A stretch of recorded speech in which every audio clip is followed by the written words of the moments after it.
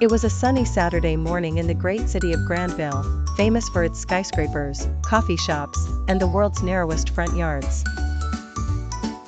Bob, an urbanite whose thumb was more greenish-blue than green, peered suspiciously at his 20 by 40-foot plot and declared, "This is going to become the most charming mini farmhouse the city has ever seen. Or possibly a place where squirrels vacation."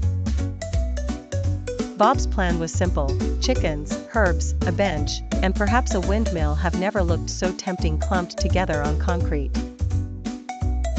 So, with optimism bordering on dangerous levels, Bob donned his inventor goggles, really just sunglasses, and set out for the hardware store, where the employees already knew him as that guy who tried to grow cucumbers in his mailbox. First step, the coop-tastrophe. Bob assembled a pint-sized chicken coop from what looked suspiciously like IKEA shelving, some chopsticks, and leftover plywood.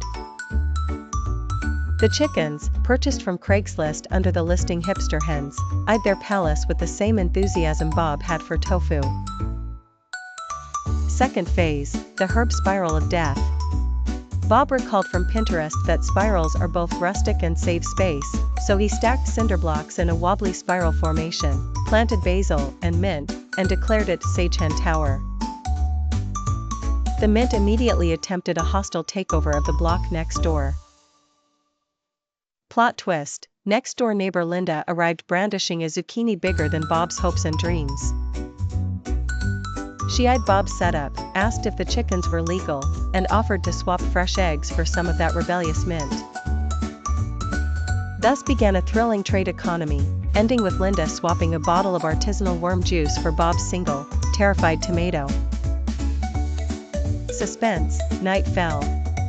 Bob's windmill, a garden gnome propping up a pinwheel, began to turn ominously fast. The chickens staged a jailbreak, escaping into Linda's veggie jungle.